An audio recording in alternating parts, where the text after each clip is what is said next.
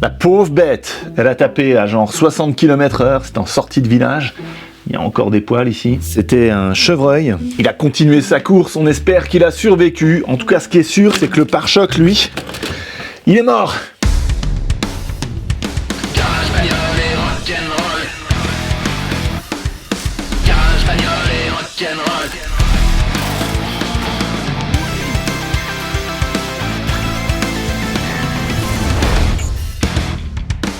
Hey, salut à tous, bienvenue sur Garage Bagnole et Rock'n'Roll, l'émission où on répare tout par soi-même, chez soi, à domicile. Aujourd'hui, une opération simple, remplacement du pare-choc avant. C'est un petit projet qui peut être fait tranquillement un samedi matin. Alors, on va tout de suite régler le problème de l'assurance. Oui, effectivement, on aurait pu faire une déclaration, faire marcher les assurances pour faire remplacer le pare-choc par un professionnel, mais comme c'est une vieille voiture et comme la plupart de mes voitures, elles sont assurées au minimum. Donc il y aurait eu une grosse franchise à payer, même si c'était pas vraiment de notre faute que la bestiole saute devant. Et vu le montant de la franchise, financièrement c'est plus intéressant de remplacer le pare-choc par un pare-choc d'occasion. Et où est-ce qu'on trouve des pièces d'occasion pour pas cher ?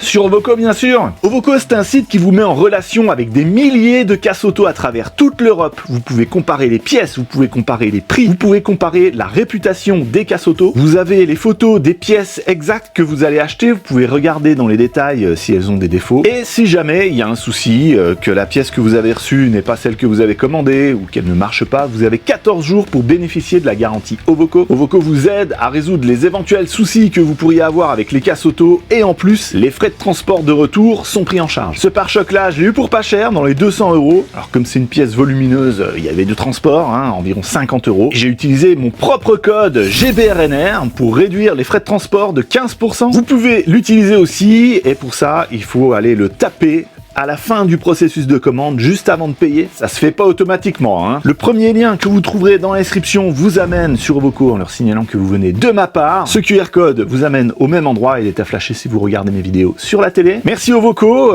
pour les bons plans, et puis les pièces d'occasion, c'est super, on leur redonne une deuxième vie, et c'est de la qualité constructeur. Allez, on déballe, on regarde dans quel état il est.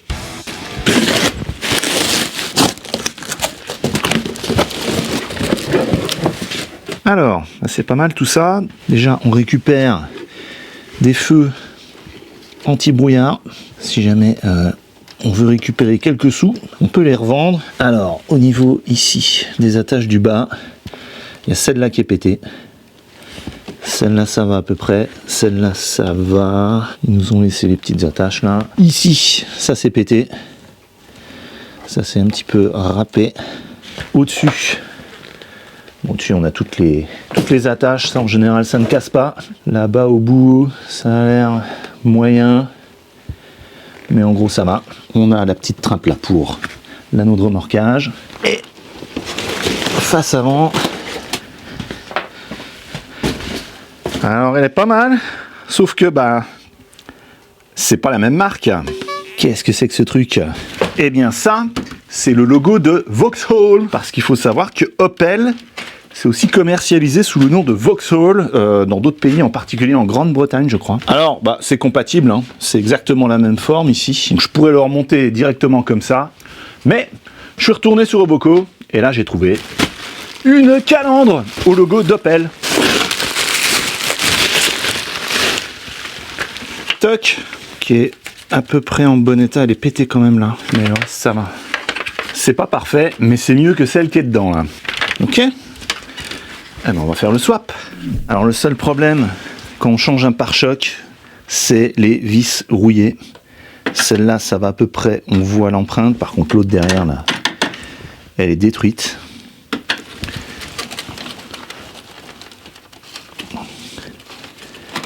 Elle se désagrège. Celle-là, il n'y a plus rien. Celle-là, elle se détruit aussi. Oh la vache. Ok, l'autre là-bas.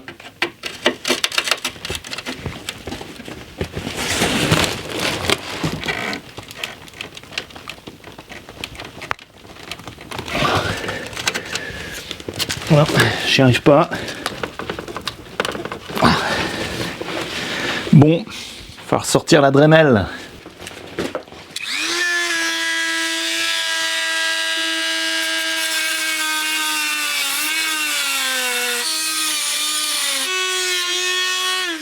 Là j'ai un forêt d'extraction qui tourne dans le sens dévissage quoi.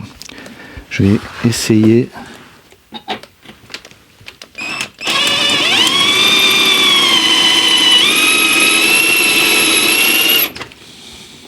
Bof.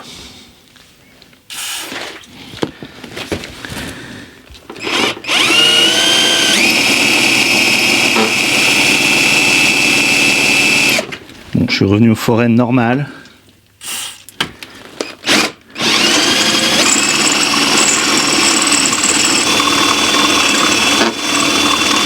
Bon, je vous retrouve une fois que c'est fait.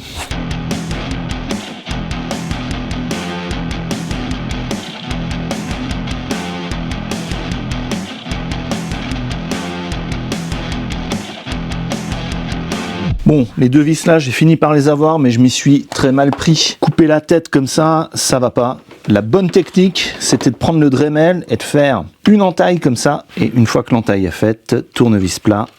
Et hop, ça vient. Donc,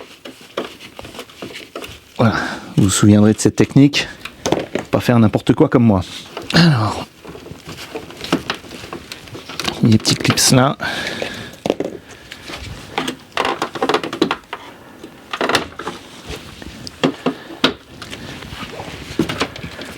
Ensuite les clips là.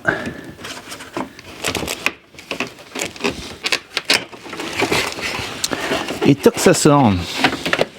C'est dommage, il est chouette. Et elle n'est pas pétée cette calandre. Mise en place. Oh la vache, celle-ci, ils ont pété toutes les attaches. Génial. Bon, bah, il va falloir mettre des bonnes vis alors. Ou alors utiliser celle-là. Oui. Alors non, il n'y en avait pas. Sur ce modèle-là de calandre, il n'y a pas. C'est pas cassé, c'est dans le moule. Je sais pas trop. Je sais pas trop. Ok, je vais déjà mettre les 4 vis là. Zut, ça c'est trop gros, ça c'est trop petit. Peut-être ça va quand même. Ça va.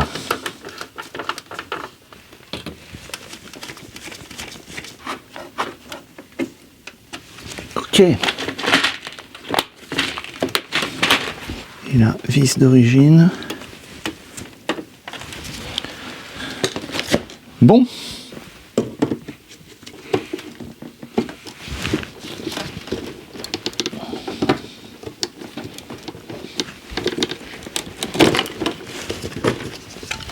Toc. Et voilà, transformé en Opel. Un petit coup de propre. Alors c'est pas ici que vous aurez des tutos detailing. Ça fait rien ce que je fais. Le chrome est attaqué.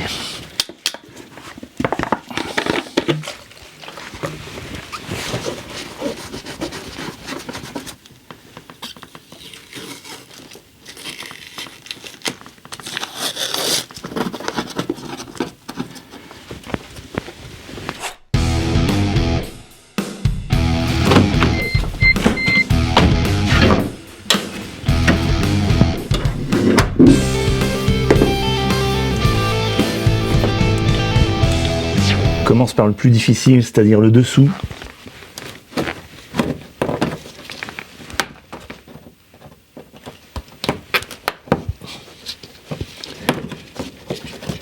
Même un clips, c'est une bataille. Il y en a encore un. Ensuite là, il y a du 10. Il faut espérer que ce soit pas trop rouillé. Ça a l'air d'aller. Donc là, je conseille d'y aller à la main. Et si ça bloque, on change de sens. On revisse. Et on dévisse. On y va tranquillement. Ça va finir par venir. Voilà.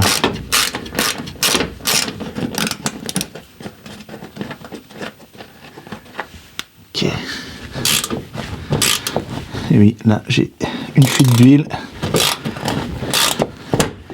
Oh non.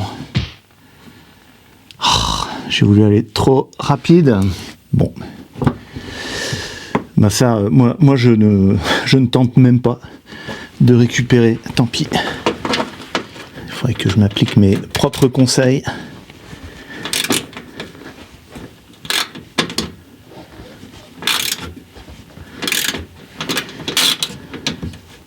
Oh non. Celle-là était vraiment pourrie aussi. Zut. Bon, ces vis là de bas de pare-choc, elles finissent toujours par casser, tôt ou tard. C'est pas trop grave. Allez, attends. Ok. Ensuite, on a la petite vis du coin là, qui est aussi en général bien rouillée et qui bien sûr ne veut pas venir. Hein, j'ai de la chance. Ouais.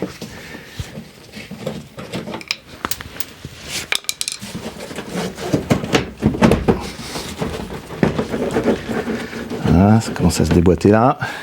De l'autre côté, ça va donner quoi? Surtout que ça a reculé là, c'est cassé en fait. Ouais. Ouh, bah j'ai de la chance là.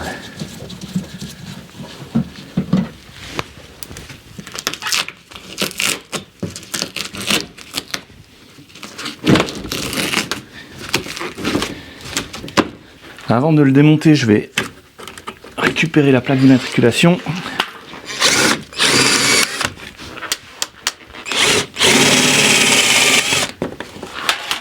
Alors ici, ça a cassé.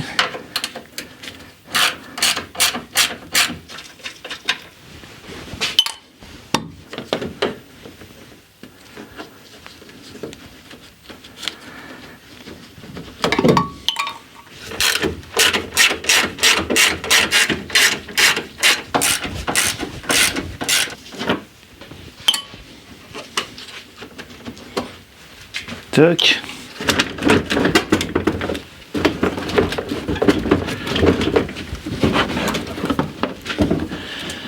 Alors, il faut débrancher les anti-brouillards. Et de 1. Et de 2. Et voilà. Donc il n'y a pas eu de dégâts, aucun dégât ici. Même ça, c'est bon. Il y a ça qui est tombé. Ou c'est quelque chose qui était là et qui n'a jamais été raccroché. Oui. Ça vient de là. C'est un guide d'air. Pour l'histoire, cette voiture, elle avait été accidentée. Elle s'était pris un camion sur le côté là. D'ailleurs, vous voyez le phare ici. Il est plus neuf que celui-là. Il y avait donc le phare qui était à remplacer, l'aile qui était endommagée, le rétro qui était pété, qui nous ont remplacé aussi. Et je crois même qu'il y avait des traces, des rayures sur la porte. Et là, pour le coup là, on avait fait marcher les assurances, hein, puisqu'on n'était pas du tout responsable. La voiture était garée le long de la maison. Donc c'est un carrossier qui a refait tout ça. Mais voilà, au démontage, il a démonté ce truc-là et ils ont oublié de le remettre. Donc de temps en temps, c'est bien aussi de faire les réparations soi-même. Si on travaille bien, ben, on a du travail bien fait. Alors, il reste encore quelques poils de la bête.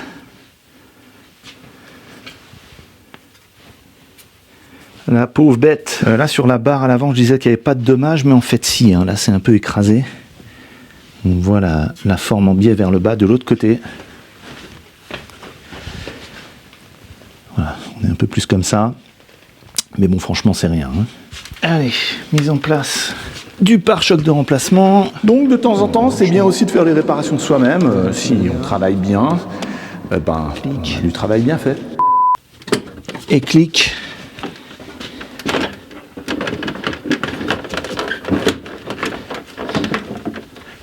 On y est presque.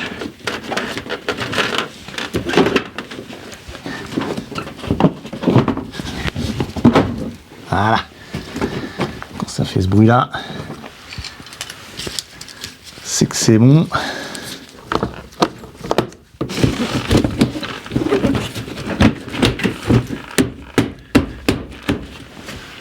Toc. Et toc. Yes. Là maintenant, le petit truc en plus que les pros ne feront pas et qu'on peut faire en tant que mécano amateur, c'est de mettre un petit coup de graisse cuivrée sur les vis, ce qui devrait aider au prochain démontage.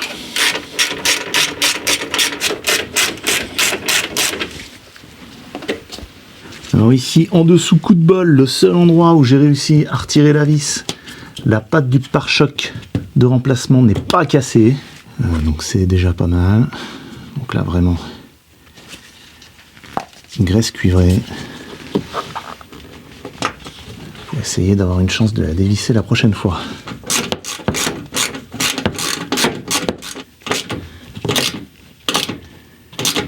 Et bien sûr, on ne serre pas trop. Bon, pour ces attaches là qui ont cassé, si vous avez le courage, vous pouvez faire un trou et utiliser des risenants, c'est le plus pratique, hein. Et au moins ça rouille pas. Pour attacher ça au bas de la caisse, là il n'y a pas de trou aux alentours, pratique. Et puis l'attache qu'il y a là, elle est cassée, donc je vais laisser comme ça. Pour moi c'est bon, ça roulera et ça ne se décrochera pas. Je remets en place les clips.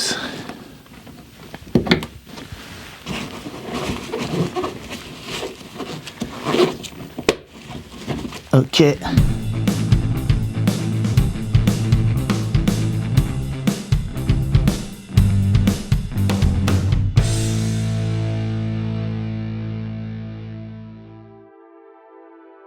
voilà, une affaire rondement menée, c'est terminé. La voiture est magnifique. La voiture donneuse de ce pare-choc, je pense qu'elle n'avait pas trop roulé, hein, parce qu'il est vraiment en très bon état, je trouve. Si on regarde sur l'ancien, il y a beaucoup plus d'impact de pierre. Donc là, on gagne au change. Alors juste dommage pour la calandre. La calandre pelle là que j'ai repris dessus, elle n'est pas super. Celle-là était vraiment nickel, quoi. J'aurais pu la transformer en Vauxhall. Bon, éventuellement, je la revends.